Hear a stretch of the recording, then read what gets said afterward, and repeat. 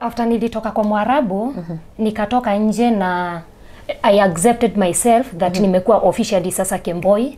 That was after I was told I wait. So the lady told me, you just do this. We mwambie kama anataka kulala na wewe, mwambie kwanza kupatie visa. Na kwanza akulipe the first salary. And then the rest can continue. Nikamwambia, if at all you want to have sex with me, first ni lazima kwanza unipatie visa. Alafu ukinipatia visa, unilipe mshahara ya kwanza. And I think this came out of mostly wakirealize hauna visa, they will take advantage of you. Okay. Watu husema huko nje kuna pesa, and I agree, kuna pesa. Lakini sasa shida ni the expense zenye ziko huko. Yes. Ukifanya hizo ma deductions hizo ma expenses zote, unapata mwenye kwa contract. Imagine ana save hata kukuliko wewe mwenye uko nje. Ika happen a certain point, watu wanagopanga online businesses sana karo, but personally yeah, alafu tena kuna hizi businesses zinakujanga zinaosha watu. So but for me I thank God, cause kwa hizo online kuna yenye ilikuja na ikaniomwa ikanivukisha to a point that hiyo online by the time I was done with it, by the time ilikuwa inakuja kuisha hivi nilikuwa na eka yangu ya shamba pahali. Something that I could have done wakati nilienda Saudi. So in short, I can't say that my God disappointed me.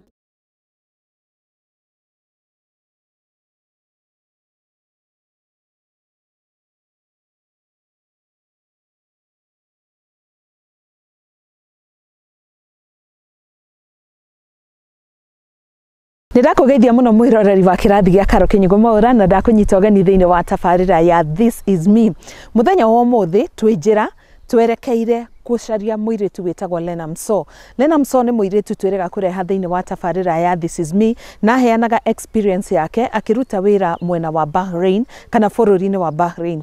Na twarehete rũgano rũu rwĩ part 1 and part 2. Na part 1 mũkiuga yakĩrĩ njega, no part 2 ndathoma feedback. Ngĩona mauga atĩ mũtinanyita ũrĩa rũgano rwake rũrauga tondũ nĩtaririe na ihenya mũno kana hihi nĩ atarĩrie na njĩra mũtakorirwo mũkĩnyita. Na nĩkĩo niĩ njugĩte no nginya ndĩmũcarie nĩgetha atũhe part 2 o rĩngĩ na kahora na njĩra tũgũkorwo tũgĩtaũkwo makĩria. Tũtanakinya mũciĩ kũrĩa Lena arĩ, no nyende kwamba kuga atĩ nĩ wega kũruta mahĩtia harĩa wamona, no nĩ wega kũruta mahĩtia na gĩtĩo, tondũ kũrĩ andũ maikagĩria Lena ciugo itarĩ njega na ciugo cia kũmũnyararithia na ingĩ iria cia kũmũnyũrũria thutha wake kuga atĩ nĩ akorire hatĩka-inĩ ya kwĩyendia kĩmwĩrĩ wona atuĩka Kembois. Kembois ngũgĩciria nĩ airĩtu arĩa makoragwo mandĩkĩtwo magacoka makora kana makauma wĩra kũrĩa mandĩkĩtwo magathiĩ gũcaria ũmatho kũu nja. Na no nyende kũmenya hihi balance ya maũndũ maya ĩkoragwo ha, tondũ rĩrĩa tabarĩra ciarehwo cia andũ matheremeire mabũrũri-inĩ ma Gulf, no kũigua makĩrwo atĩrĩrĩ, tigai gũtinda mũkĩra andũ atĩ nĩ mwatongeire kũu mwena wa Gulf, mũratũgucĩrĩria tutũke na kũu kũihũire hihi mateso kana maũndũ matarĩ mega. Ningĩ twarehe ng'ano cia andũ arĩa managerera mateso, ũkaigua arĩa mateithĩkĩire kuo makĩmera ĩhĩ inyuĩ tigai kwaria ũru wa mabũrũri maya, ithuĩ tũikaranĩtie na Arabu acio na nĩtũĩ atĩ kũu mũndũ nĩ arutaga ũtonga. Koguo rĩ balance yo rĩmwe rĩ ĩgakĩriga ĩgũkĩra ha harĩ arĩa monire mawega na arĩa monire maũru. Na niĩ ndagĩcoka na njokere rĩngĩ, angĩkorwo harĩ rũgano rwa mũndũ ũkuona ndanaheana hihi ũrĩa we ũkwĩrĩgĩrĩire, no nyende ũgatũma comment yaku na gĩtĩo ũtakũruma mũndũ ũcio. That is a person just like you, nĩ arĩ family yake na andũ ao mathomaga comment icio, koguo rĩrĩa ũramũruma ndũreka wega. You can simply say we didn't understand your story Lena, just come back and share your story, but don't insult that person. Ti wega, na nĩkĩo comment section hagĩrĩirwo gũkorwo harĩ na gĩtĩo kĩnene mũno. Hau nĩ twaiguanĩra, na ũngĩkorwo nawe harĩ rũgano rwaku ũrenda gũcanjarĩria kũhĩtũkĩra namba yakwa kana email address yakwa ciĩ haha screen-inĩ yaku. Nyambe njokerie ngatho kambuni ya Brico Homes Limited tondũ nĩo matũhotithĩtie kumagara nĩgetha tũgagũcarĩria ng'ano ta ici, na no nyende nyambe ngwĩtĩre mĩgũnda ĩrĩa twĩnayo mwena wa Matu, a brand new project ĩrĩa tũronora iratathi ihinda-inĩ rĩrĩ ya 50 by 100 na tũrendia na thogora wa 480,000 Kenya shillings. Nĩ ũndũ wa ũhoro makĩria korwo ũkĩaranĩria na Pauline wa Brico Homes, namba cirĩ hau screen-inĩ yaku. Reke rĩu tũthiĩ nĩgetha tuonane na Lena. Reke tũnyite ũgeni Lena nĩgetha akorwo agĩtũhe rũgano rwake ikinya gwa ikinya. Hi Lena. Uhoro waku? Wega biũ.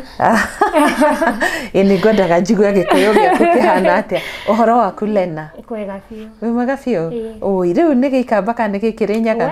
Kana nĩ Kĩembu? Kĩembu. Oh, nĩ Kĩembu. Oh, asante sana. Nituriga gukorwo nawe haha show-inĩ. That was last week. Na tukigania rugano rwaku part 1 and part 2. And I must agree that part 2 nitwaharakishire. Maybe ni uria kwakire hwainĩ. And also we had felt that ntungiokire ona hindi ingi nigetha ukorwo ugitwira wacoka bururi-inĩ how things have been. So we want to thank you so much for being here.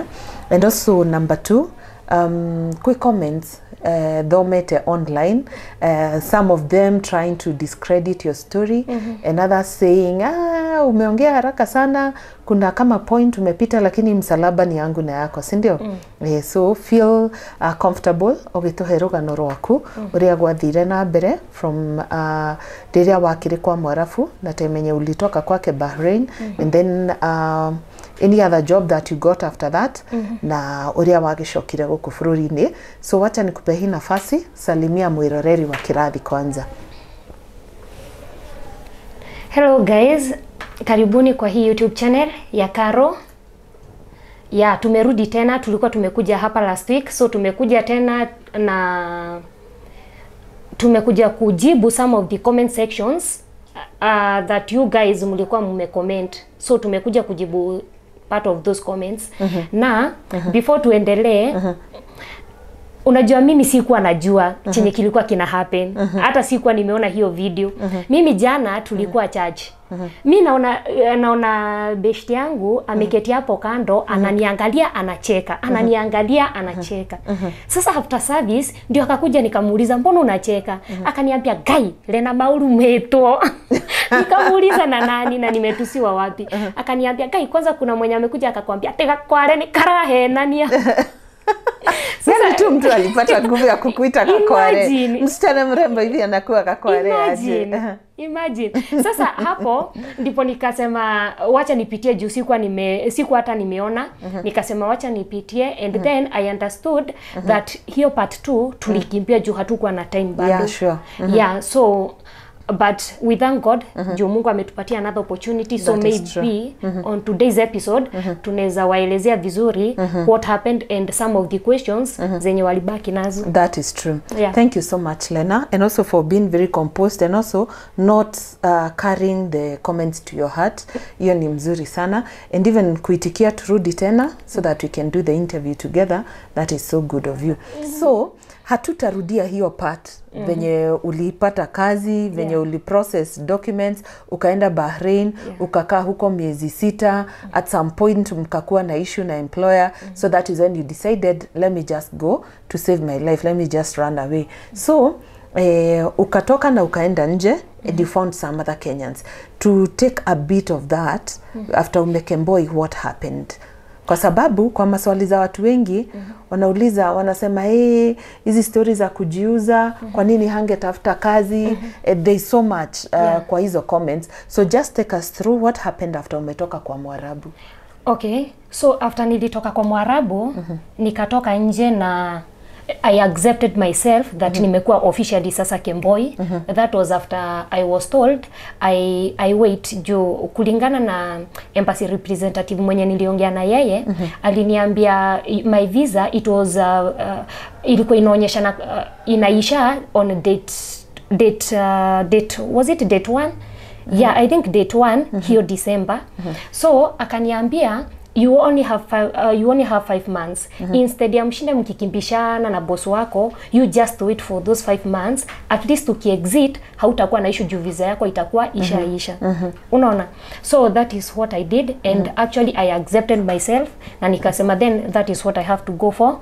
But it was quite challenging. Kwa wenye walikuwa wanauliza mbona singetafuta job, one thing, even it was during corona time, na during corona time obviously even back here in Kenya still bado hakukuwa na jobs. So even back there people they were struggling to get jobs. And then wewe umekuja kwa kama Kembois, you are a fresher. Unaona? So umekuja ukapata huku nje watu wako indoors pia, they don't have jobs.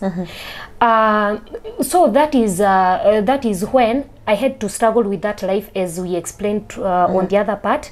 But eventually I thank God, because one of my friends alikuja akaniambia kuna opportunity imetokea pahali, na akatuambia tuende huko tufanywe interview, tuonekane kama tutapita. So tulienda tukiwa 3 ladies. Kuenda hiyo job ilikuanga ya coffee shop. It was on a coffee shop. So venye tulienda, yule boss sasa, mimi according the fact that bado ni kuanga fresha, hao wengine wote walikuanga na experiences za Gulf. So ulikuwa unaona huyu anasema yeye ako na experience juu ya Saudi, ako na experience juu ya Egypt. Me am there, I'm a fresher. So nashindwa mimi nikiulizwa nitasema niko na experience gani? I have no experience apart from ya ile miezi 7 yenye nimefanya kazi ya ndani. Hao wengine wote ni watu washazoea kukaa Gulf. So venye wa kwanza akaulizwa, sasa mimi nilikuwa wa mwisho. Actually I never expected even to get that job. Wa kwanza aliulizwa, nikasikia experience yenye amepeana. Wa pili naye akaulizwa, akapeana experience yake. Mimi kufikiwa, the funniest thing, huyo boss, can you imagine, me hakuniuliza chochote ama chochote. In fact aliniambia tu nimpatilishie CV. Nikampatia CV. Kumpatia CV akasema, all of you are good, but for now let me try Lena. Imagine si kuulizwa kitu kingine chochote. So according to me, I felt it was a huge favor. But si kujua maybe it was kind of a trap or somehow. Juu after ku get that opportunity, hao wengine waliachiliwa wakaenda home. So mimi nikabaki. Kubaki tumebaki na huyu boss. Huyu boss alikuwa Mseria, haku hata Bahrain. So tulitoka hapo, akanibeba, akaenda akanipeleka shop ati kunitafutia uniform. Na nikaenda na nikatafutiwa uniform. Uniform, it was just a plain white top. So alienda akaninunulia, alafu akanichukua akanipeleka job. Na chini ilikuwa nini? Just a white top? Chini ulikuwa unavaa just any trouser tu yeyote tu, any color. Ungevaa tu chochote chini, but juu ulikuwa unavaa uvae white. Alafu sasa ukifika job kuna hizi aprons zenye ulikuwa unapewa. By the way, I have a photo nitakutumia venye tulikuwa tunavaa. So after that alinichukua akanipeleka kwa ile coffee shop yake. Nikaenda nikapatana na Waafrika wengine pia walikuwa wanafanya kazi hapo. But tulikuwa tumemix na hao wa Filipino.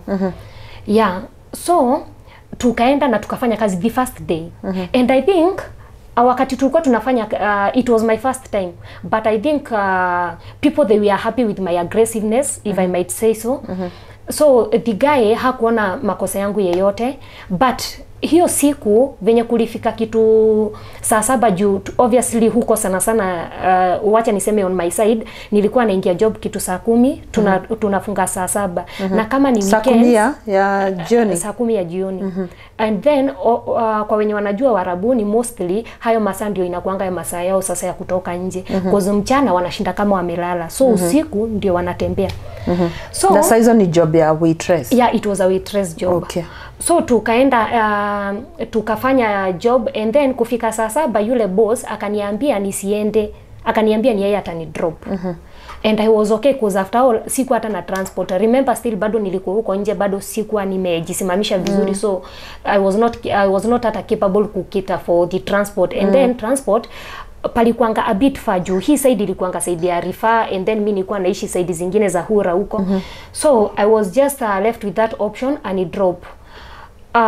But I never knew that is what he does.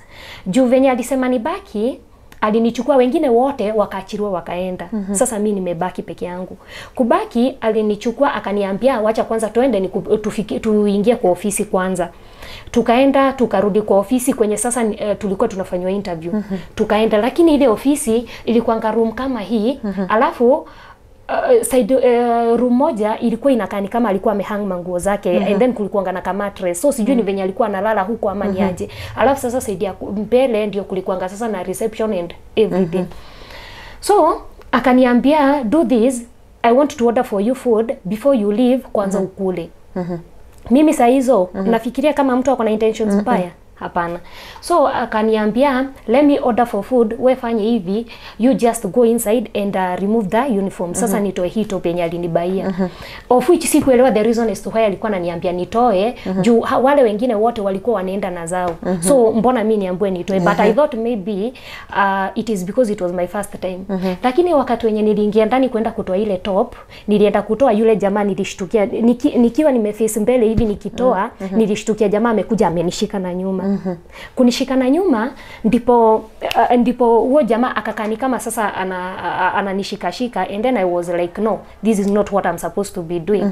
But I remember I texted my friend.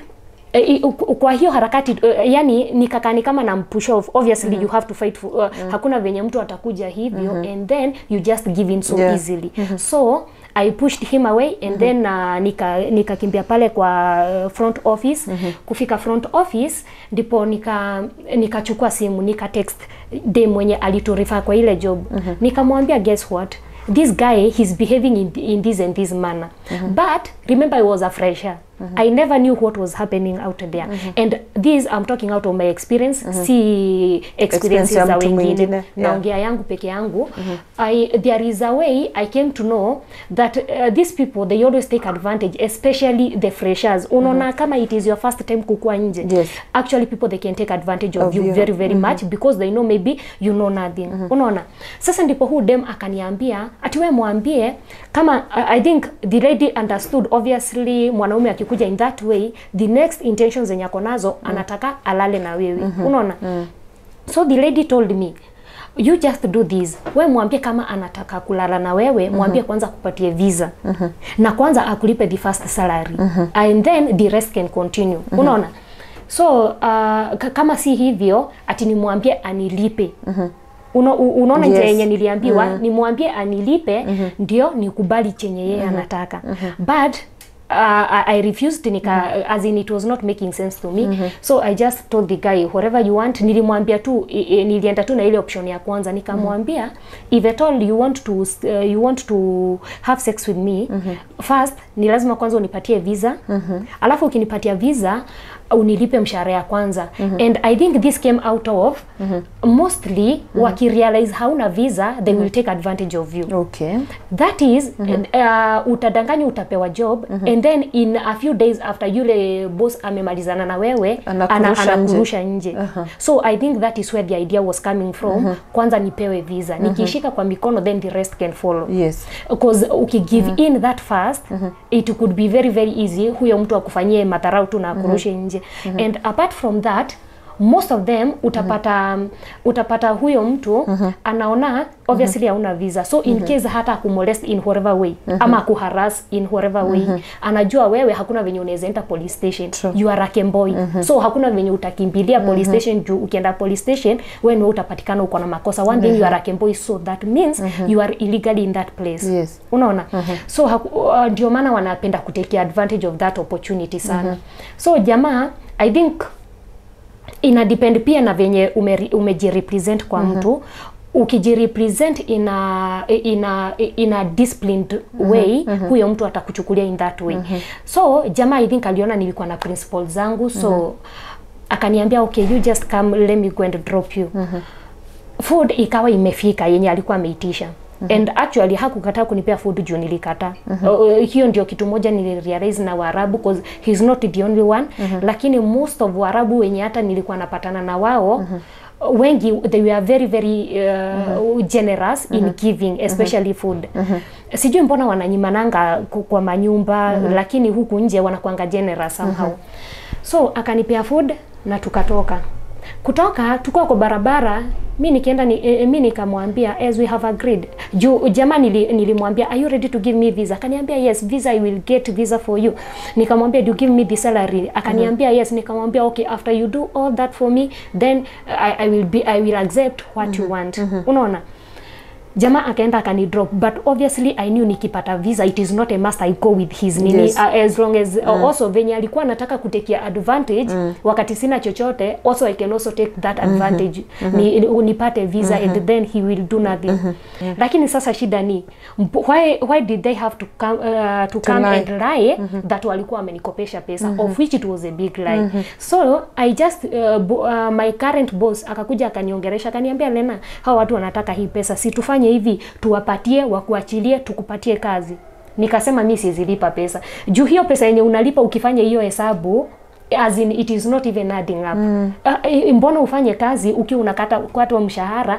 So ungekuwa unakatwa inaenda kwa wewe unabakishiwa kidogo. Hawa the current walikuwa wanafaa walipe wale, wawapatie the amount they were demanding for. And then after wamewalipa sasa ni baki na the current, sasa wao wananikata mshahara. Yes. Unaona? So by the end of the day, tuseme kama sasa for instance hiyo mwezi yenye walinipe hiyo 52,000, hiyo 52 it was na overtimes. Right? So Yes. haikuwa ile ati salary yenye tulikuwa tumeagree. So kumaanisha wakinipatia salary, alafu nyumba yenye nilikuwa naishi tulikuwa tunashare tukiwa wasichana wawili. So it was 100 BD. 100 BD by then it was around it was na rate by then ilikuanga kitu 260 265. So ukifanya hiyo hesabu ilikuwa inakuja around 26 something. Kwa ile pesa deduct pesa ya rent. Deduct pesa ya kukula, ya kukunywa. Ukifanya hiyo hesabu yote and then mind you uko nje. So obviously utatembea, utapatana na kitu mzuri utataka kununua. Yes. So by the end of the day unajipata hakuna kitu umebakisha. In short, hadi mwenye ako kwa contract akona better opportunity ya kusave than you who is outside. Unaona? So ni kweli watu husema huko nje kuna pesa, and I agree kuna pesa, lakini sasa shida ni the expense zenye ziko huko. Ukifanya hizo deductions hizo expenses zote unapata mwenye kwa contract, imagine ana save hata kukuliko wewe mwenye uko nje na mwenye unadai unapata pesa. Juu yeye hana mahitaji ya kulipa, kujilipia nyumba, hiyo fare, hiyo kununua chakula. And let me talk this out of the experience, out of what I saw. Si chenye watu wanajua, out of what I saw. Ni ati ili sasa most of these ladies obviously yes they want a good life, right? So utapata maybe let's say ni mimi. So utapata maybe I have gotten into a relationship with someone. So yule mtu either sasa tushikane, ni kama tu huku Kenya. Tushikane and then obviously ukiishi na jamaa wewe kama you as a lady you don't expect to pay the rent. So jamani atalipa. So unapata umesave pesa ya rent. Kama ni food utapata jamani, yani anakushughulikia ni kama ni bwanako. Venye tu huku Kenya watu still they always do. So hapo ndipo unapatanga that is if at all you want to save, maybe it is one of the ways. Si ati ni it is ni kila mtu hutumia that way, but most of some of them let me say so, some of them na kulingana na wenye niliona na wenye tulikuwa na wao, that is what they opted.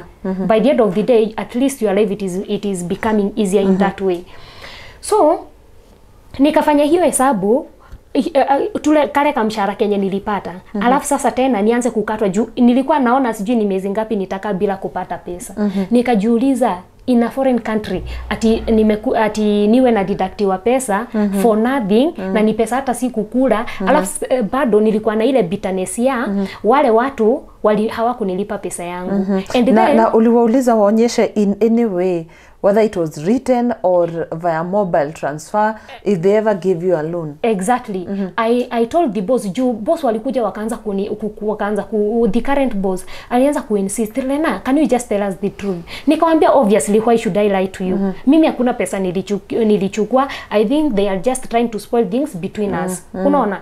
But siwezi kata ati these wenye hii job they liked me because waliniambia Lena, then if you are honest that hakuna pesa ulichukua yao, then haina haja uwalipe. So what they suggested, you leave the country.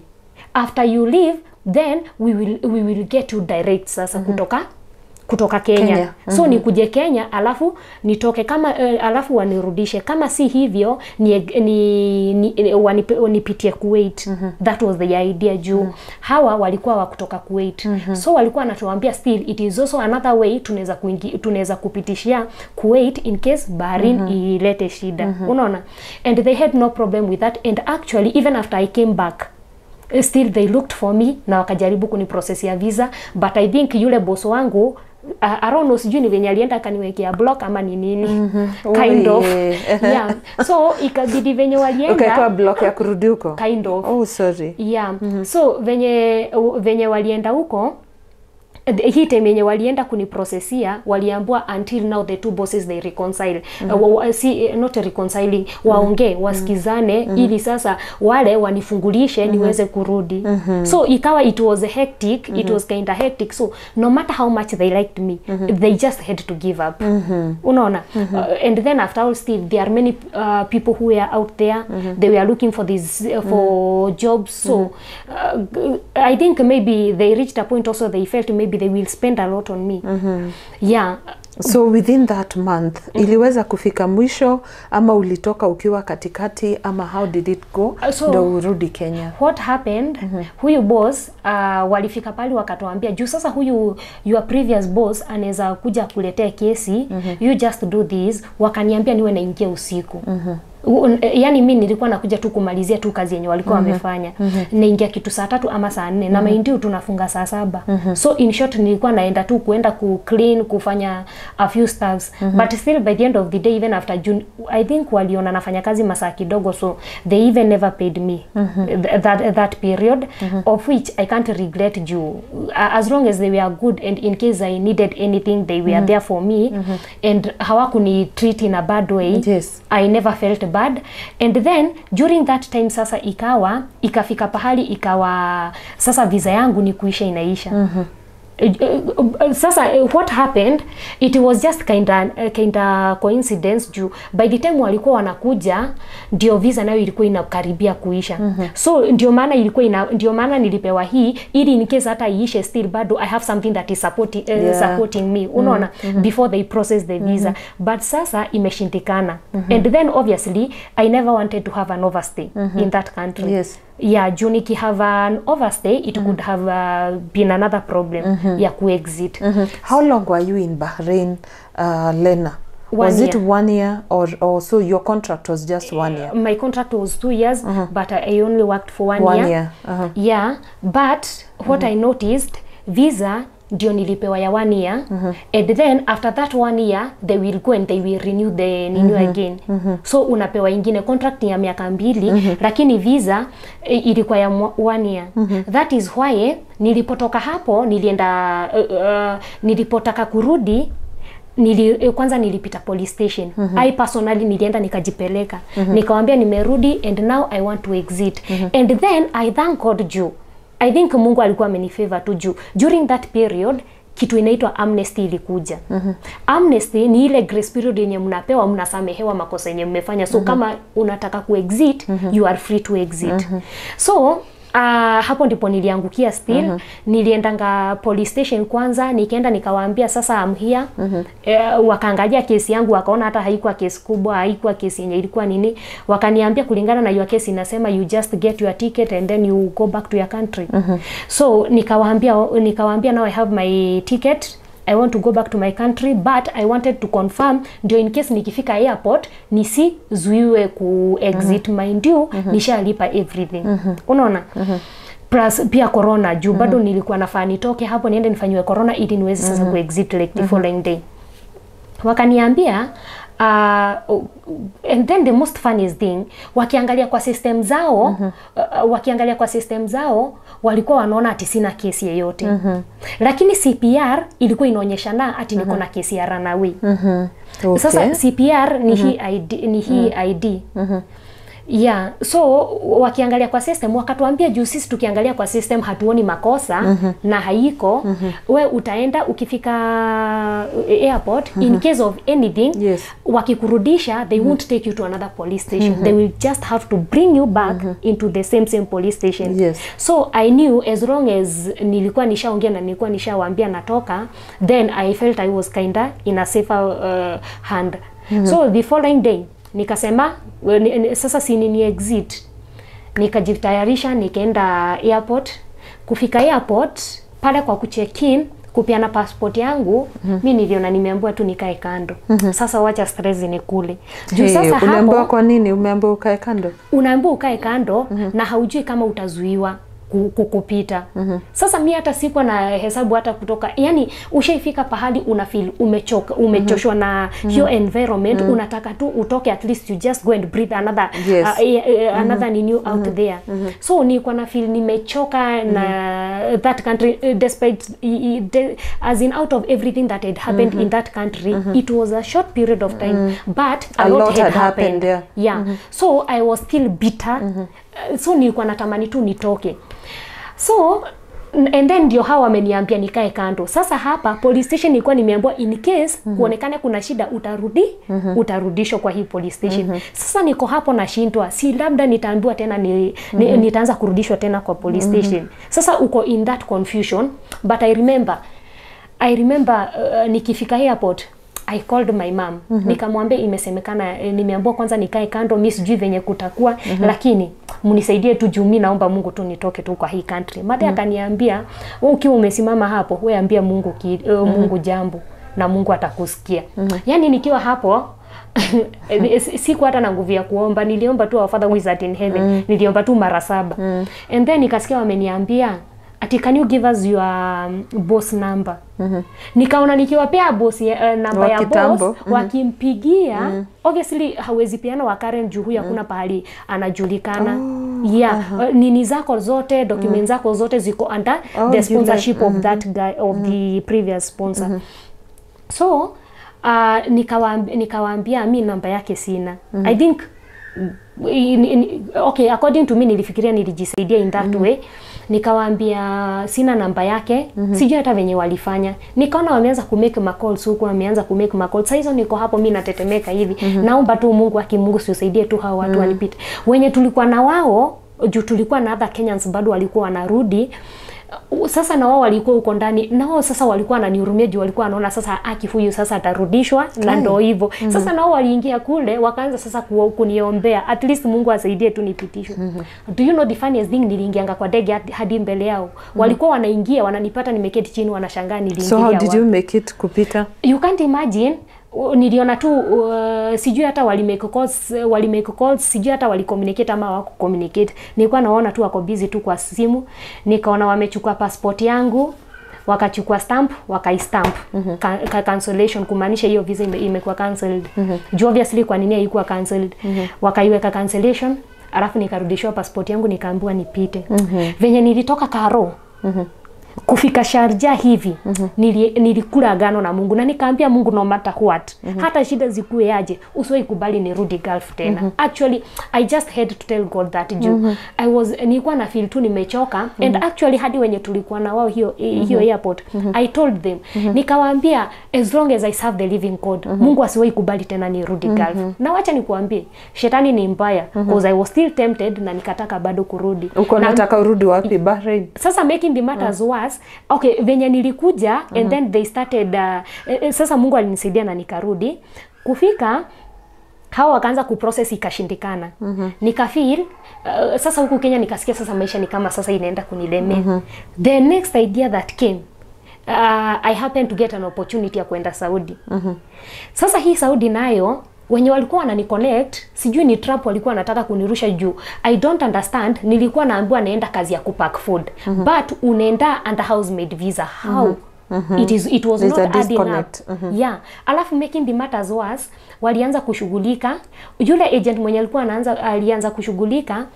Medical ni mimi nilikuwa nimejifanyia na pesa yangu. Passport ni yangu, and you know Saudi mostly huwa wanasimamia kila kitu. Sasa hizi nimejilipia kila kitu, and despite that these people they are still playing around with my mind. Alafu sasa making the matters was nishaikuwa Kembois, najua maisha girl venye iko and nimekuwa nikisikia stories za my agents how cunning they can be venye wanaweza kuzungusha. Alafu sasa I see the same thing it is like it is happening. Juu huyo agent nilienda na nikawapatia passport, wakaniambia ati visa imetoka. Na ujue visa za Saudi za Bahrain kama yangu niliwekewa nilipofika Bahrain, nikiingia Bahrain. Lakini sasa ya Saudi niliambiwa na huyo agent ati zilikuwa zinapelekwa kwa embassy, wanapatiliwa huko kwa embassy ya huku, sasa unaenda nayo. So the most funniest thing, aliniambia visa imetoka na nikamwambia nitumie picha ya visa basi. Tuliishi kuzungushana hivyo. And then kidogo ameniambia ujue umebukiwa flight ati unafaa kutravel date fulani. Hiyo date venye ilikaribia tena akabadilisha, akaniambia utaenda Saudi lakini hautaenda under housemaid. Ati housemaid ilileta shida, so itabidi umeenda na house to house cleaning. As in everything was not adding up. And then I was like, muliniambia visa ilitoka. Ni visa gani hiyo ilikuwa imetoka hiyo yenye mulikuwa mnaniambia niko ready kuenda? And then all of a sudden everything changes. And I was like no. Ikabidi tu nimewaambia sitaenda, of which finally walinikujia na maneno mbaya, wakaniambia sijui I'm bad, but after all mtu ashawayumwa na kanyoka huwa anaona kauzi anatoroka kabisa.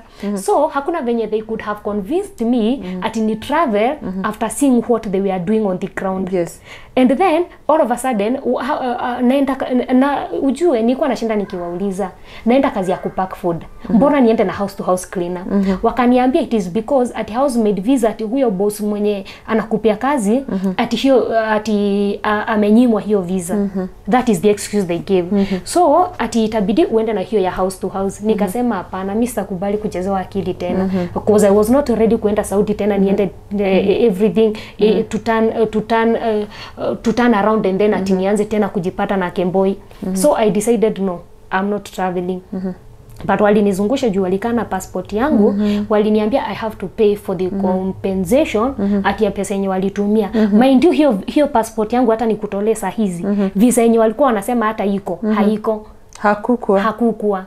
And do you know ilibidi nimelipa hao watu? Ilibidi nimewalipa. Actually they were asking for around I think 20k. At least due compensation sijui ya nini. Haya.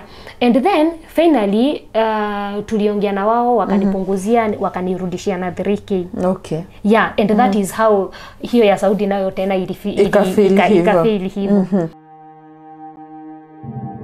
Kwa pamoja hatua moja, lengo moja na umoja, twatembea twakuinua kwa ujirani wema twakujali.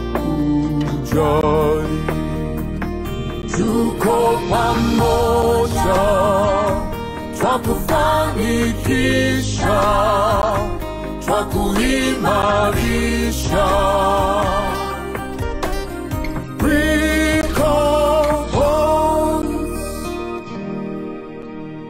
Breaker Homes, a touch of fulfillment.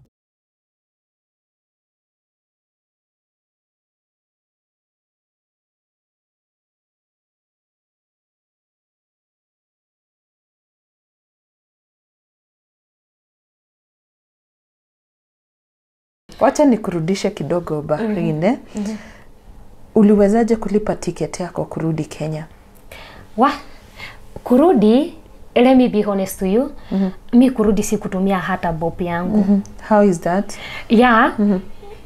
It was kind of a sijui niite destiny connection. You see, sometimes, and that is why I always keep on telling people, keep on praying for your destiny helpers wherever they are, so that they can locate you. Joe, hiyo time nataka kurudi. Kizaza kimezuka hivi venye kumeanza kuhappen huku na mi personally sina pesa.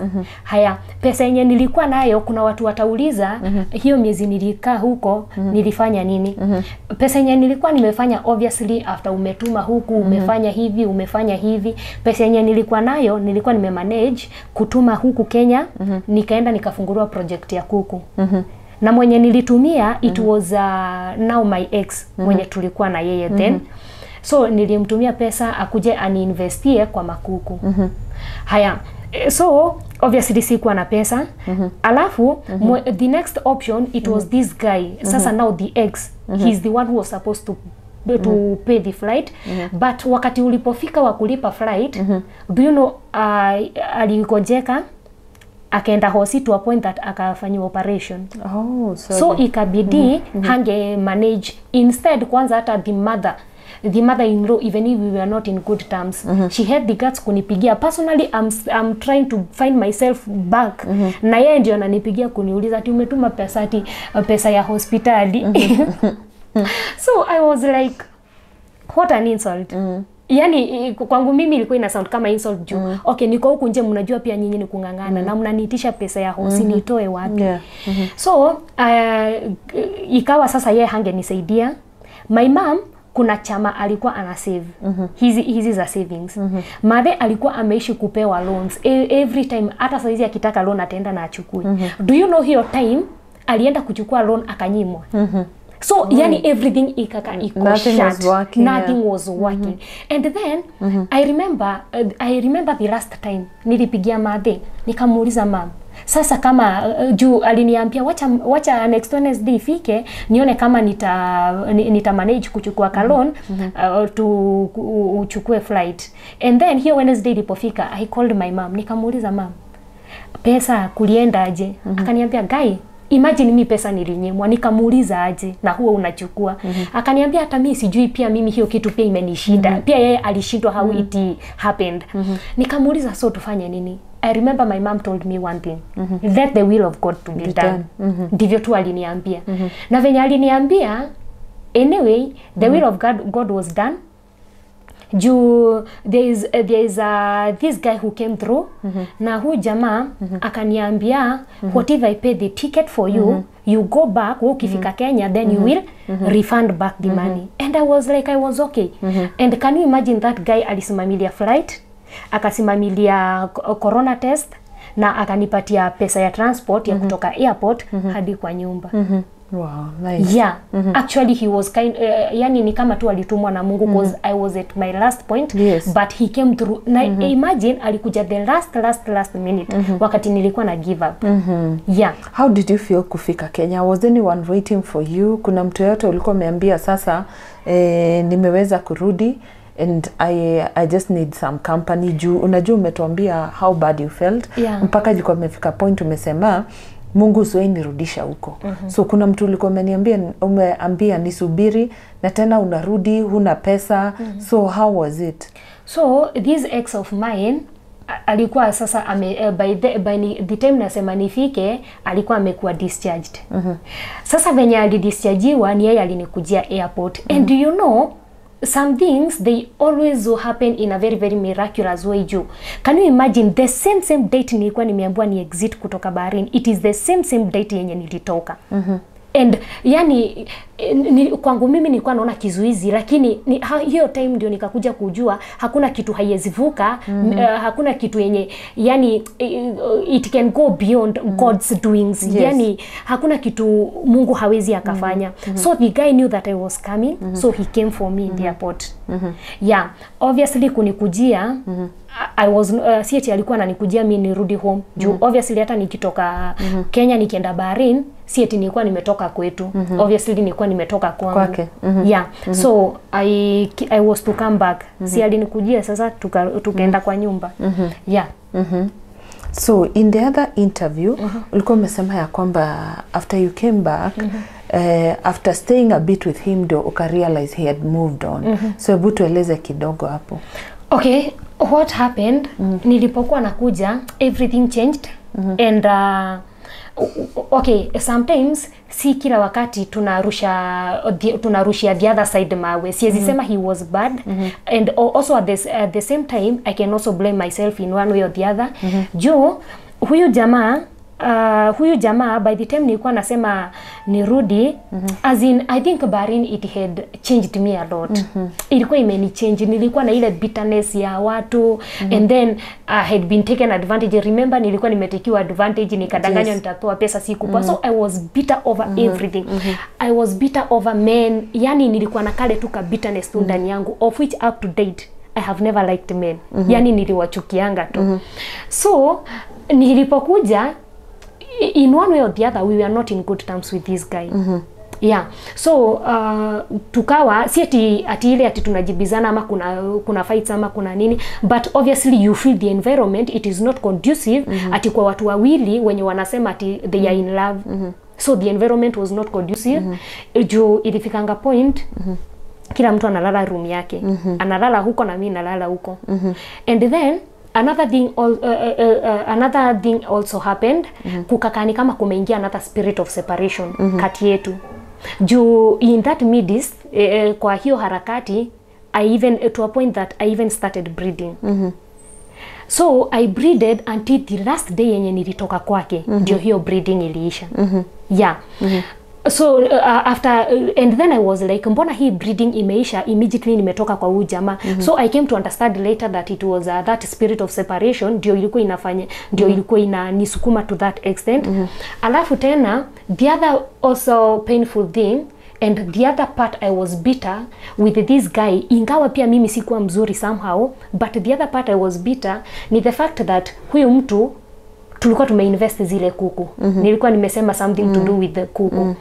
So nilipomtumia kuku, nilipokuja tuliendanga home ushago na tukaenda Thanksgiving church because mother alikuwa ame promise God that nikirudi nikiwa salama ni lazima tutaenda Thanksgiving. Yeah, so we went for the Thanksgiving. So mimi tukiwa ushago, I happened to ask mom, ati kuku zangu ziko wapi? Akaniuliza kuku zipi?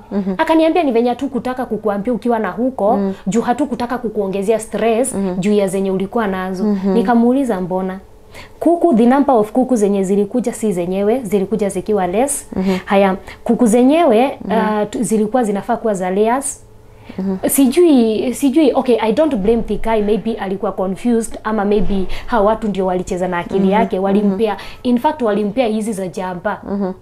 Sasa hizo zinasaidia na nini? Haya, hizi zingine zilikuanga broilers. Wanajua kama ni za broilers? Hawajui. Chakula si wanapea za layers. Haya, makuku nilikuwa nasikia zilikuwa zinasimama hivi zinaanguka tu zikiwa peke yake. Zinasimama tu zinaanguka zikiwa peke yake. Hizo kuku ziliisha hivyo. In short, hata the little yenye nilikuwa nasema ati nimejiinvestia, nilikuwa na ringa nikisema ati nakuja ati nione ati tukuku twangu niuze mayai yangu, but too unfortunate chenye nilikuwa nimeput all the effort into chote kikawa kimeisha. So na mimi juu ya ile bitterness nikaanza sasa kurefer kwa the guy. So I started questioning him. Juu nilipotoka ushago, I came and I questioned him. Nikamuuliza, why did you have to do this and that? Mbona ukanidanganya kuku ni hizi na hizo tulikuwa tumekubaliana? The next question was, pesa, hiyo pesa nilikutumia pesa enough. So mbona ikawa hivi? So kutoka hapo tukawa na misunderstandings ya pesa. And that is when I came to realize it is kind of I was being used. Haya. Mind you, this person, hiyo time yote nilikuwa nafanya kazi, huko ndani. Ile househelp. Yeah. This guy, I was supporting him. Ulikuwa unamtumia kitu? Obviously nikituma pesa, ni lazima ningemtumia pesa kwanza ya kulipa rent. That was the number one. The reason as to why I was paying rent karo, si ati nilikuwa nalipa rent because I was stupid, but this guy, wherever he picked me from, he picked me when I was homeless. Yani alinichukua wakati wenye I had nothing, nilikuwa down, but he picked me up, and just because of that reason I wanted to repay him back. even if nilitoka kama hatuko in good terms, there's one thing. My mom is my prayer partner. Aliniambia, Lena, no matter what, usiwahi sahau na kawema kazuri mtu ashawahi kufanya. Akaniambia, you understand very well that this guy is not working. We are during corona period, so obviously you have to stand with this guy the same way alisimama na wewe. So I never did it at ndio atakuja kunilipa kunipay back. No, but I did it ile ya whatever the outcome, I was to take it. And then hata isitoshe, still I knew that anything between us, it was not to work out. Juata nikiwa Bahrain, I could have a lot of dreams, but I ignored. Otherwise, nezaambia watu, si kila ndoto unafaa tu kupuzilia. Okay, it is not a must to react kwa hiyo ndoto, but it is good you have that wisdom, and then you be wise over how to handle situations. Because if only I had that wisdom, sidhani it could have gone that far. So huyo jamaa ikawa sasa nilikuwa na hizo sasa mabitane zote, I'm just rethinking, bado nafikiria about everything. Haya, venye nimerudi bado jamaa bado hajapata job. Mimi personally sina job. Mimi mwenye nilikuwa huko ni mimi nilikuwa tegemeo. Juu even after bado wakati nilikuwa huko nje bado nilikuwa nafanya tu hustle. Maybe mnaitwa cleaning, unaenda unalipewa hata kama ni hiyo 5 BD, unapewa hata kama ni 10 BD. So whatever I could get still, can you imagine?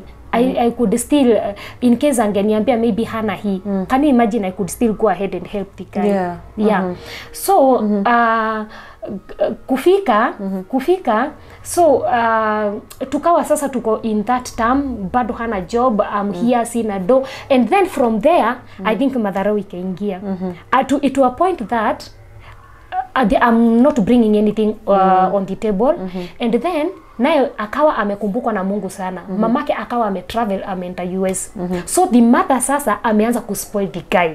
And then for me, who was spoiling, I'm not, I have nothing, I have come back with nothing. You see? So they collaborated with the mother.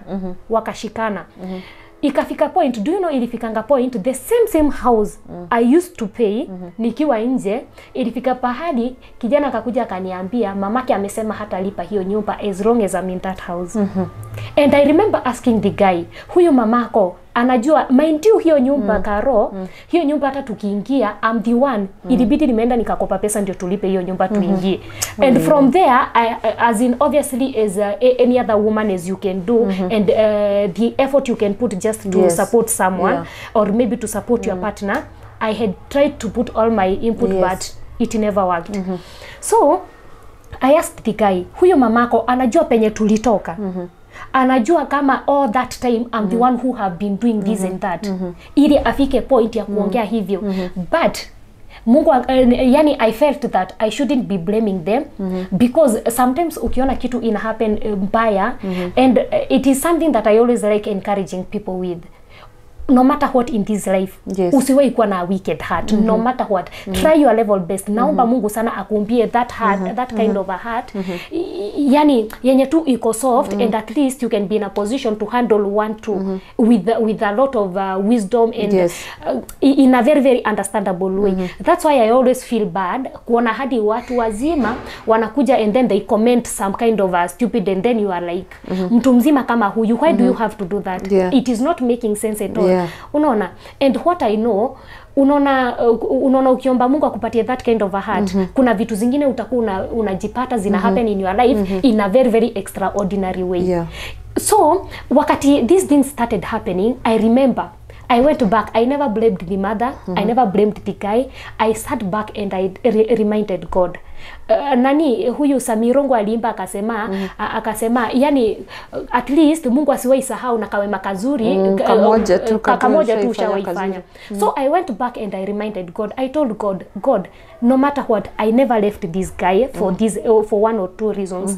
Si eti nilienda ati juu tulikuanga in good terms, but still I never sikumwachilia vile. And then I was like, why are they doing this to me?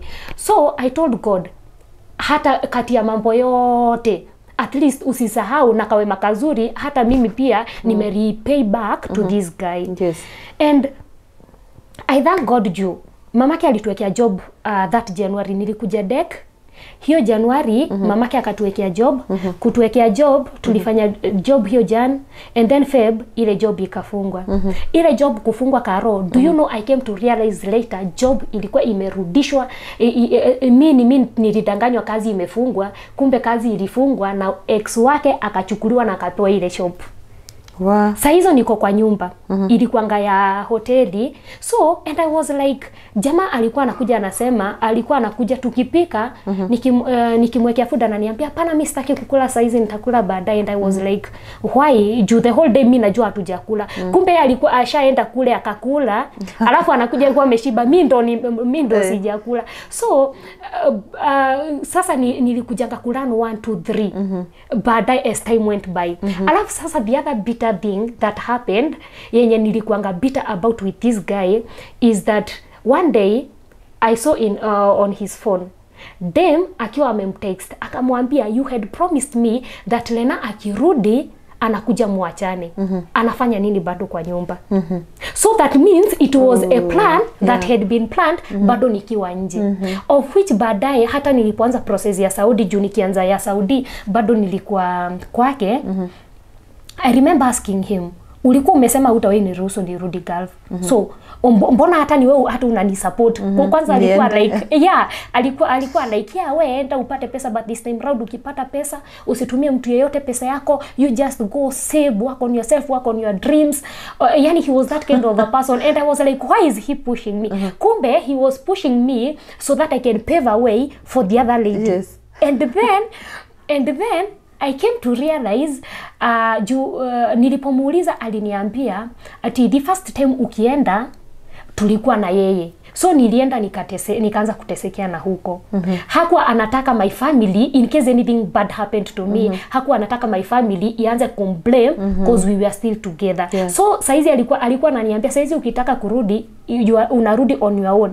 Na hakuna pahali alikuwa anataka kuassociate ati anarudi tukiwa in good in any terms or whatever. So yani in short yeye alikuwa ana insist hata nikiwa huko alikuwa ana insist nirudi purposely, nirudi tu nikiwa safe and sound. Yes. Anirudishe kwetu nikiwa mzima. And then kutoka hapo aninawe mikono. So ujipange. Yeah, whatever you do it is none of his business.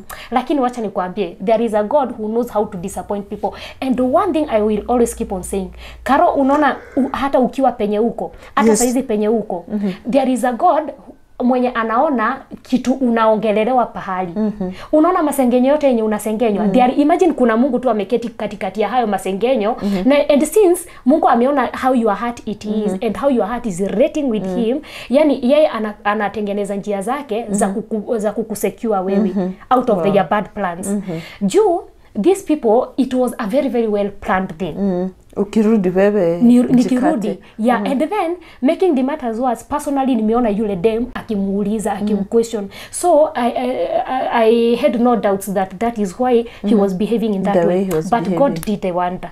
Juu hiyo Feb si alirudi kule alienda kafunguania kazi. Na mimi nikiwa hapo, imagine hiyo Feb I received some money from a company, na hiyo kampuni hata sikuwa najua ni ya wapi. Nikapata pesa. I remember hiyo siku kwanza I was on fasting. Saa hizo sina chochote. In fact hata hiyo fasting nikienda, nilienda bila hata fare ya kurudi. Mwenye tutaenda tupatane na yeye huko, tulikuwa tunaenda tuombe na yeye, niye nilikuwa nimwambia nisaidie na fare ya kurudi. Can you imagine wakati tu tunaenda kumalizia maombi ya 6, nilisikia tu kasimu kame vibrate, kuangalia hata maombi ya 6 si kumaliza na amani. Pesa imeingia. Is it a company ulikuwa umeapply pesa, ulikuwa umefanyia kazi ama? No, ilikuwa inajiita sijui Netherlands whatever. Yeah. And after that nikajaribu kuquestion na maybe a few friends wenye nilikuwa najua wako huko nje kama wanaweza kuwa amenitumia pesa. Hakuna mwenye alisema amenitumia pesa.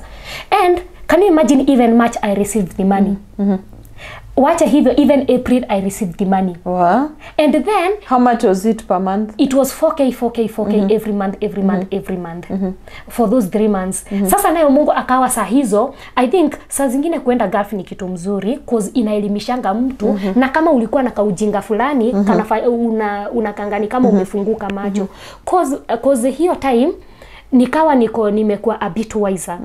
So ile pesa nikipata, nilichukua nikaenda nikanunua nguruwe, nikaenda nikaweka nyumbani. Sasa na zile pesa nikanunua tunguruwe tuwili tudogo, nikaenda nikatuweka nyumbani. Haya, kutuweka nyumbani nikajua at least nimeanza ka investment. Obviously sasa Bahrain in short it is like I never had nothing. So saizi nimeanza kuona kitu, nimeanza kuinput nikiwa sasa huku Kenya. And that is where my investment started now. And from there and then progress started working in my life. Yani nikaanza kuona vitu zimeanza kuwork on me. Haya, hiyo that was Feb, March, April, May I got a job kwa kampuni fulani. Hiyo kampuni ikawa ilikuwa inatulipa 10k by then. Nilivumilia. Sasa unajikalisha tu. Ushatoka kwa ex wako ama uko tu naye? Tuko still under the same room, but okay, kuna mbiango every cloud has a silver lining. Exactly. So huyo mtu despite hatuko in good terms, but I think tulikuwa tumefika ile level ya we were mature enough, even if it was to break up, it was not that kind of a rush break up. Juu hata nikitoka bado ni alinisaidia kubeba vitu zangu, kubeba manguo zangu. Yani mimi venye alikuja akaniambia mamake venye amesema, I sat with him nikamwambia obviously saizi you can see my situation. I have nothing. So saizi ukiniambia nitoke, nitatoka niende wapi? Nikamwambia at least just be patient with me. Time yangu ya kutoka kwa hii nyumba ikifika, imagine nitatoka na nitakuacha tu na amani yako. And actually the guy was so mature, akaniambia I understand that you have nowhere to go. You just take your time. And can you imagine we started living in that house kama brother, watu walikuwa wapenzi, tukaanza kuishi kama brother and sister. Of which in fact even my friends they never believed. They were like what kind of hii ni nonsense gani mnafanya? Mind you by then kulikuwa na a lot of dramas. Ni hii wakati ulikuwa unapata watu wameuana sana. 2021. Yeah. So watu walikuwa wanauana sana. Sasa hadi madhe alikuwa in that fear of mnaishi na mtu, we are not in good terms. What if huyo mtu afikirie kukufanya kitu mbaya? But to me I was feeling we were past that. And then the guy was not dramatic. Naye Mungu akanisaidia sana. Yani still kuna a way that Mungu huwa anakuelevate, anakupatia hekima tu ya kipekee. Yani unaacha dramas mob, unaacha hizo vitu kwa mingi. In fact hata ningekuwa na simu yake nione ametextwa hi babe, I couldn't even question. Nilikuwa nampatia simu yake na mwambia kuna mtu anakutext. And by the way I never felt bad. And instead it reached a point I could pray for that guy because in one way or the other I felt it is like he was just being misled somehow. Si ati nilikuwa mzuri sana, but in a way I felt it is like he was being misled. That is because of what happened after that. Sa we are still good friends. Na hata anaweza kuja hapa. Kuna time alikuja hapa akaniambia, akile na I always regret the reason as to why niliachana na wewe because in my life you are the only woman mwenye nimeona at least amenimake nikafika pahali. Sasa hizi huwa na regret. Did he get married? Okay, the lady came, but still it never worked. So they parted ways. Kila mtu akaenda njia zake, pia hiyo ikaisha hivyo. Okay. Wewe ukaweka nguruwe zako? Mimi nikaweka nguruwe zangu, nikapata kazi ya kampuni. Hii kampuni ikaanza kutulipa. And then venye tu hii kampuni nimeingia ikanilipa mshahara ya kwanza. Sasa hapo sasa my ideas za business zimeanza sasa ku come through. Nikaanza kujiambia obviously hata saizi huwa nasema hakuna venye naweza amka niende niambie mtu ama niambie mwanamke atitoka ati kwako. Na kuambia utoke alafu uende wapi. By the end of the day it is good to have that wisdom. Juu mimi nilijua in this house obviously I have no future in this house. So what I had to do it was to plan for my future. And try to look for my life. And in case nilikuwa nimekosa njia pahali, that was the time now to start now mending my ways. So nimeanza kupata pesa and then I became irresponsible. Hiyo nyumba hata ingekosa chumvi, singetoa pesa yangu kwa mfuko. Out of what I had gone through, singekubali. So the good thing is the guy could provide, chenye kingepatikana ange provide, of which sometimes alikuwa na complain, hata uko na pesa yako yani tunaweza lala njana usitoe. Na mwambia hey, that is because of what you already showed me. And he played his part. Hakutaka turushiane mikono vibaya. So bado alikuwa na play part ya kubuy food. Siezi mtoa makosa hapo. He was still that kind of a good man. Yani he's the kind of a man that every woman would desire to have. Only that maybe me and he maybe the destiny it was not supposed to be. So nikajipanga, the first month nikanunua vitu za salon. Kale kamshahara ka 10k nilienda nikanunua blow dry, nikanunua a few stuffs. Nikijua nikaanza sasa kujipangia kwa nyumba yake. Sasa hizo hajui kama najipanga. Mimi najipanga tu pole pole. Alafu bado tukiwa tu pale, mimi nikaenda Embu. Nikaenda Saidi za Moya, nikaenda nikafungua job huko na nikaajiri mtu. Job gani? Ilikuwa ya salon. Salon. Yeah. Wow. Uliweza kubuy hizo vitu in a period of how long? It was okay, what happened during that month, wakati nilikuwa najipanga, sasa hizo nimepata idea, sasa nataka sasa kuingia kufanya the same guy who paid the ticket. Here after nimerudi, we stayed for quite a period without talking, and then penye alikuja kunitafutia, can you imagine, alinipigia akaniuliza kwani uko wapi? Nikamwambia mimi niko job. Akaniuliza job wapi? Nikamwambia nafanya job ya field, lakini nafanyanga just a few hours. Akaniuliza, in fact akaniuliza ati why don't you think of something else to do, ukitokea hiyo job kama ni ya part time, at least unapata pale pengine kitu kingine ya kufanya. And I was like, nikamwambia actually that is the idea that I have. Akaniuliza, and which idea do you have? Nikamwambia na plan nifungue salon. Akaniambia okay, how much do you think maybe you can need? So hizo I have no idea that the guy will come through for me. I just told him, and then I'm the kind of a person, mi naogopanga kuitisha mwanaume pesa, as in I'm not that kind of a person. Nishazoea kukula pesa yangu na nasikianga ikiwa tamu kuliko hata ya mwanaume. So venye aliniambia, nikamwambia it is just 30k. Obviously 30k obviously ukifanya just a few stuffs, hata 30k sometimes hata hapa Nairobi unalipa tu rent na inaisha, unalipa rent na deposit. I just told him 30k. Akaniambia okay, plan yourself, I will send you half of the money this month, and then next month I will send you the rest. You just go and open the business. Yes. And can you imagine, that is what the guy did? But before anitumie, sasa hiyo ni kuni promise, and then from there we never talked ile ya kuongea sana. But obviously I'm not the kind of a person ati I will just put ati mind yangu ati mtu fulani aliniambilia kitu. So I still went ahead, nikaenda nikanunua vitu zangu. So by the time he was calling back again, nikamwambia hata nilishaenda nikanunua hizi na hizi. Akaniuliza, then what else are you remaining? Nikamwambia saa hizi ni kwenda tu nichukue tu nyumba. Akaniambia okay, I will send you the money, you go and pay the rent. Akanitumia pesa, and then nikaenda I opened the business. Na nikaacha msichana huko akifanya. Na mimi nikarudi Nairobi na nikakaa kwa nyumba. Sasa tuko na mtu kwa nyumba, tuko kwa mtu kwa nyumba, yeye hajui kama niko na biashara ina run pahadi, and at the same time nguruwe zangu ziko nyumbani, and at the same time I'm working for this company. And then wonders of wonders, ile siku yenye ilifika ya kutoka kwa hiyo nyumba, juu finally siku ilifika.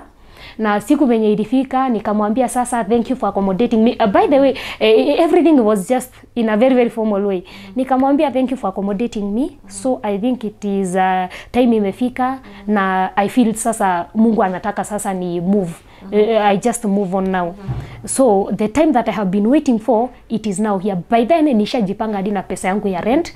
Nishaenda nikachukua nyumba, nikaosha, nika make sure at least nikitoka hapo kuna penye naenda. And let me tell you, God never disappointed me, because the intentions of those people, it was tukiachana na jamaa, niende nirudi nyuma.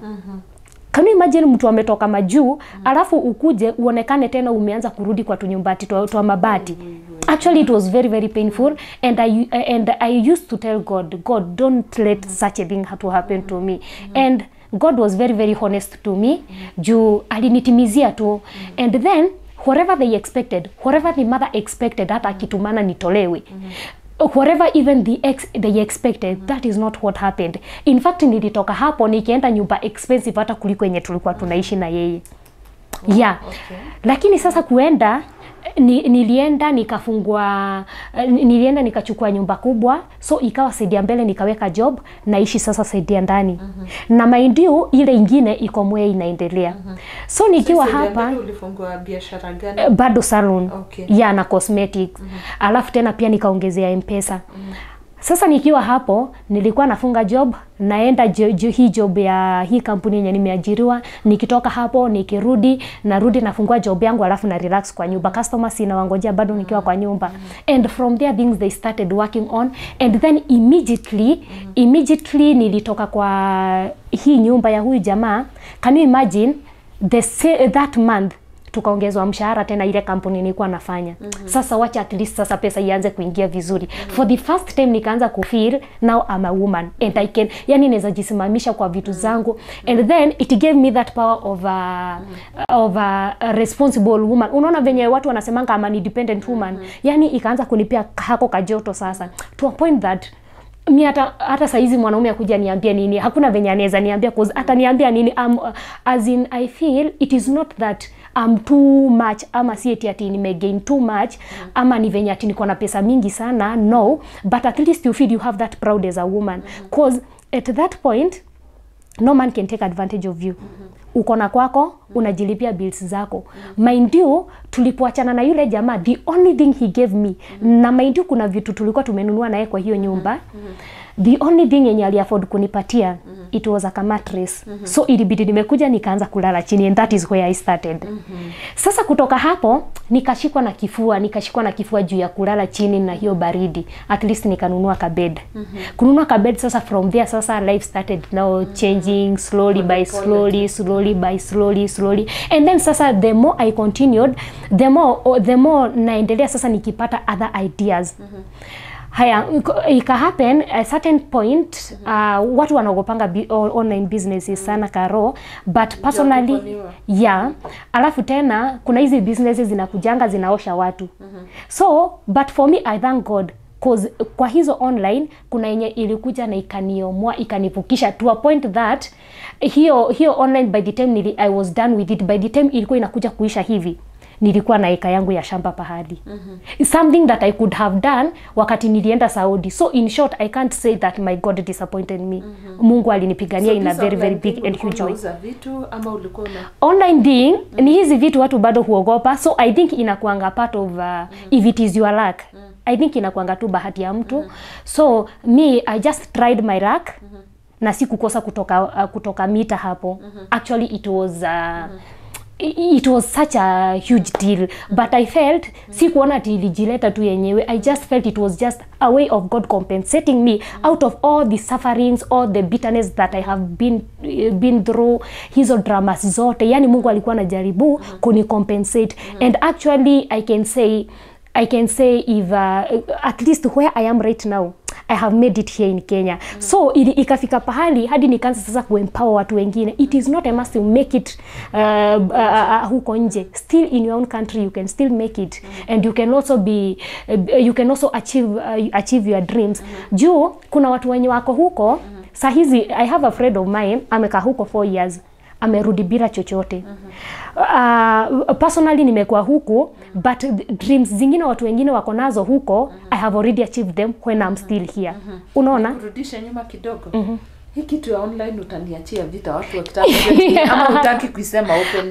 Okay, I won't mention the platform, but kuna hizi platforms hukuja. Wacha nipiane example ya lakini haina haja ni mention hapa. Venye hukuja zinakujanga mnaambiwa muinvest do. So there is a certain point kama utaingia mapema and then you place a good amount of money before ile kitu, obviously mtafika pahali mtaoshwa. Pia leo kuna yenye imeoshana. But before hiyo time ya kuoshana ikuje, kama you are lucky enough kuingia mapema, utakuwa already ushachota. Kama gani? Yeah, exactly. Okay. So ika happen, mi venye ilikuja, I was among the lucky people. Actually niliangukia, na pia kuna wenye nilikuwa nimeingisha, but wao walioshwa. Wewe ulifanya nini na hiyo mita? Ulinunua kashamba? Nilinunua kashamba. I wish after this hata naweza kuonyesha hiyo nini. Nilienda nikanunua kashamba pahali, and then after that nikaenda nikaongezea zile manguruwe zangu. And then apart from hizo manguruwe, still business nikai-expand. What I did, penye nilikuwa naishi sasa nilihama, ndio sasa nihamie this place. So what I did, nilikombine zile vitu. ndio nikapeleka sasa Nyeri. Sasa by the end of the day nimeanza kuwork online. Sasa online mimi nashinda kwa nyumba. So business si kuna mwenye anafanya. Kazi yangu ni kutuma tu stock huko. Na mimi niko busy huku nafanya nini? Nafanya online stuffs zangu. And that is what I have been doing. Shops and salons ziko Nyeri. Yeah, ziko Nyeri. So I'm based here in case of anything maybe huko hitajike or maybe anything, and after all vitu zote tunatoanga Nairobi. So and since I'm in a better position even to access them na kuzituma, as long as you just kuna kale tu unapea tu benefit of trust yule mtu mwenye anakufanyia kazi. So mnajua tu venye tu mnapelekana. Alafu tena kuna pahali nafikanga unapata pesa sasa unaanza kukua reluctant. So unaona it is like you even don't give a damn kwa job. So wewe chenye tu kitaingia wewe list yenye tu utatumiwa hata hutataka kufuatilia. After all money is not a problem. Lena. After all money, these online stuffs actually, okay, nataka kusema hivi ndio nisi disappoint watu juu saa zingine unaweza ingia upate watu wametukanana juu ya online stuffs, wengine watakuja waongee positive things. So for me here, si eti nakuja kurecommend watu because that is kind of a gambling. Yeah. Na anyway, a gambler is always a gambler, na gambler hakuna wakati atawahi kosa pesa ya kugamble. Yeah, and then they are risk takers. Kama mimi hata nipoteze juu kuna ingine pia before hii ikuje sasa inipatie that amount, kuna ingine nilikuwa nimewekelea na ikaniosha 160k. Okay. Yeah, so it is all a matter of losing gaining, but nilishaacha. So saa hizi espa nao sifanyi hata hii yenye imeoshana sikuwa nimeingia, niliambiwa niingie nikakata. So right now so you're fully into the beauty industry. Yeah, so for now I'm in the business. That is where yani everything now it is just there. Yeah. Haya, Lena, hutaki kuitia watu hata kama ni unauza vitu kama gani hapo ama kutengeneza nywele, kucha, nini? Hutaki kuambia uko Nyeri wapi? Tunatengeneza makucha na pia tunauza beauty stuffs, hizi za cosmetics. Yeah, anything to do with beauty tunafanya. So kuna shop moja iko pale Kangemi. Yeah, that is past KMTC kidogo hapo. And then pia kuna another shop iko hapa Gakere Road. Lakini sasa hii Gakere Road tumecombine na mabags. Huwa nachukua mabags hapo Uhuru Market. Juu penye shop iko hapo hivi nje kuna space. Very very busy. In fact it is a very very good location poa sana ya business. So unapata umepewa shop and then uko na ka space umepewa hapo nje. So in the evening tunatoanga vitu hapo nje. So unapata mabags zinatolewa huko nje, so zinauziwa hapo. So in case mtu akuya kwa Nyeri atake kunisupport kukuja kusupport business, anaweza ingia pale Gakere. We'll give your number. Yeah. Tunamwaganga mabags hapo na pia beauty stuffs juu sometimes Nyeri zinakuanga expensive kuliko huku. So some of the people in Nyeri wanaweza niitisha huku, ingawa nitakula lakini sitakula sana kama venye wanaweza kuliwa huko. Yeah, so okay. What's the name of your shop? Inaitwa Lentika shop. Alafu sasa ukienda pale Kangemi kuna The Nest. Yeah. Okay. Hapo nice. Past KMTC inaitwa The Nest. Yeah, The Nest beauty shop. Personal kidogo. Utaacha namba utawachende wakuje. Kuna point umefika umesema mara zingine mwanamke akipata pesa kuna kajoto inakufikia ni wonder mwanaume anaweza kuambia nini. So Lena, unaweza olewa? No, not now. Maybe in the future. But would you like to have a family?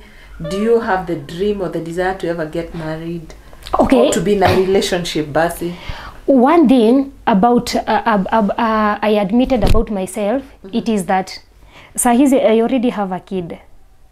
Na my daughter sahizi yako grade 3 anaenda grade 4 next year. So I feel yani I think nilikimbia sana hizo enzi. So for now I don't have that time kushinda nikikibishana na hayo maisha ya kushinda nikikibishana sijui na wanaume ati sijui niolewe sijui in relationships. As in for now I don't think I'm not even ready.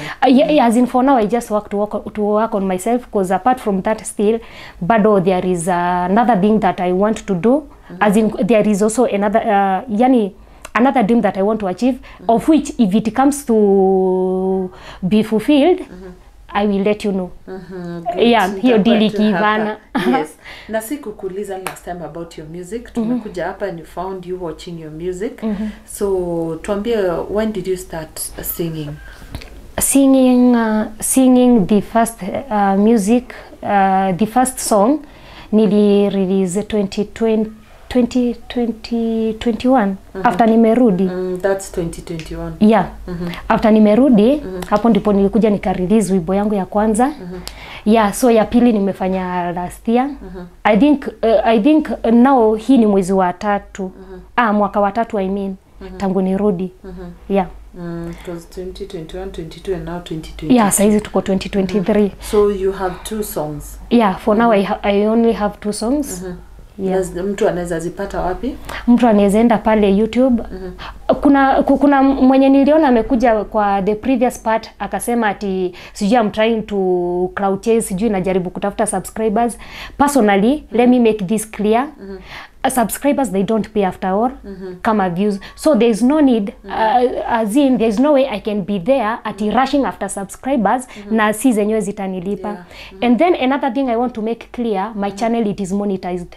Zenye zinakibishana zenye huwa zinakibishana na subscribers ni zenye haziko monetized bado. So personally nasema hivyo juu ya mwenye alikuja kucomment ati I'm looking for subscribers. So and then vitu zingine unafanyanga, that is if at all you want to support someone, of which si eti mtu analazimishwa, it is out of your own will. Unaona, if you have a good heart, you feel maybe I can support this person, you can just go there, subscribe at Lena Msoo official pale YouTube. You can just go and support, and also since I'm not pushing or si eti nachapa ati mtu ati lazima ati uende ati usubscribe, but it is always to bear in mind that it is good to have a good heart, because you never know hako kakitu kazuri kenye utafanya leo, maybe kesho ndiko utalipiwa. Yeah. Wow, nice. Yeah. So Lena, tukifunga sasa, still tunaweza kutafuta siku nyingine. Okay. We just wanted to give a word of encouragement kwa wenye wako huko nje. Probably there's somebody working so hard today, ako Bahrain, ako Saudi ama ako pahali. Ni Mungu tu anajua atarudi akiwa aje, but probably kuna mwenye atarudi kama hana kitu kwa mkono yake. You came back the same way, but here you are. You have your own businesses, you have your own goals, you have your dreams, and we can say you have achieved a lot at your young age. You bado hata hujafikisha 30. So what is your word to that kind of person? One thing, if you don't make it in Gulf, it is not a good reason enough as to as in see enough reason as to why you should give up. You still have another opportunity. And also kitu moja ningetaka kuambia watu, it is that nabii mkubwa wa maisha yako ni wewe mwenyewe. Jifunze kujitabiria mema. Ukijitabiria mema na mema yatakupata. Ukijitabiria mabaya, mabaya yatakupata. You have a wicked heart, you will always harvest bad wickedness. And if you have a good heart, that is what you will be harvesting. Kwa pamoja, hatua moja, lengo moja, na umoja. Twatembea, twakuinua, kwa ujirani wema twakujali. Tuko pamoja, twakufanikisha, twakuimarisha.